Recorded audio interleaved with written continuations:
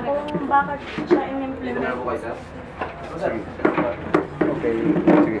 Buka. Hindi, sige po kasi. Bakit siya in-implement? Okay, magpapakilala ako ha. Ako yung isa sa mga your sources of the information, additional information is I am one of the section managers of Revenue Line 1. So, PLPP. Ang PLPP, ang ibig sabihin ng PLPP is Passenger Limit per Platform. No, meron tayong nililimit na pasahero, ang bilang ng pasahero per platform at any given time. Okay? Siguro ang pwede kong i-share lang sa inyo would be as an example would be the morning peak hour. The morning peak hour ng LRT starts at 7. Natatapos siya supposed to be until 9. Pero dahil mataas ang ating ridership, umaabot na siya sa mahigit na more than 500,000, tumatakbo na siya sa 540 on the average. 540,000 in one day. Ang ating morning peak hour umaabot ng 10 o'clock. So, why PLPP? Yung PLPP, isa yan sa paraan para hindi, kumbaga, ma-i-extend natin yung running condition ng ating mga equipment. Particularly yung ating rolling stock. Yung rolling stock natin, karamihan dyan, matagal na eh. Since 1984, tumatakbo na yan. No? So, until now, okay naman siya, maganda takbo niya. So, we still have to, we have to extend the running condition of those equipment, those rolling stock, para naman mas matagal niya tayong maservisyohan. Mas ma-extend natin o ma-stretch pa natin yung functionability ng ating equipment, yung ating rolling stock, yung mga train natin. So, normally, sa ngayon, unfortunately, meron lang tayong tumatakbo na 28 trains on the average daily. Ang requirement natin is about 30 hanggang 32 trains. Pero unfortunately, because of some sabihin nating limitations in the availability of rolling stocks or trains, spare parts, etc., we can only deliver up to 28 trains per day. So, nagkakaroon ng strain ang system.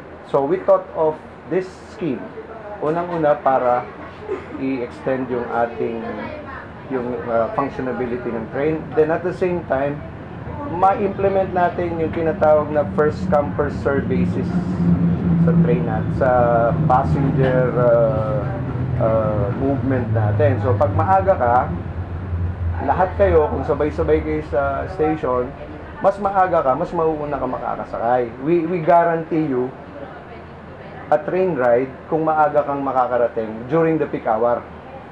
So, nag-limit tayo ng allotment per station, kung ilan lang yung pwedeng isakay nila, so that pagdating dun sa mga gitnang stations, makakasakay pa rin yung dapat makasakay na nauna sa pila. So we assured the passenger a train ride if they come early. So first come first serve basis. Kasi dun sa dating scheme natin, palakasan yun eh. Diba? Pag malakas ka, mahusay ka sumingit, makakasakay ka. So ang naunang nakakasakay, yung nandun sa dulo. Pagdating sa gitna, wala na makasakay. So dito sa scheme na to, from the first station, which is Roosevelt, until the last peak link na tinatawag natin, yung malakas na station, which is Doroteo Jose, we assure them that certain number of passengers can take a ride. So may atado yan, kumaga may atado ng bilang. So halimbawa, Roosevelt, we allotted 200. Balintawak, we allotted 100. Monumento, we have allotted 240. Fifth Avenue, 150. Ano susunod? Arpapa is 70. No, is it 70 or 50? And then, and so on and so forth. So, lahat sila may allocation. Hanggang dumating dun sa last station na peak link na tinatawag, makakasakay yung pasahero. So, kung mapapansin nyo, nakakontrol lahat. Meron tayong control points before the gate, before the roll-up grill, di ba? Meron tayo sa hagdanan. So, ata-atado yun. Naka-batch. So, pagdating ng train, pasok yung nasa PD area. Pag alis ng train, papasok na naman yung susunod na batch. So, that's the purpose. And that's the scheme. No? First come, first serve. Plus, of course, we try to extend the functionability of the equipment, of the rolling stock. So, that's it. Yun lang? Opo.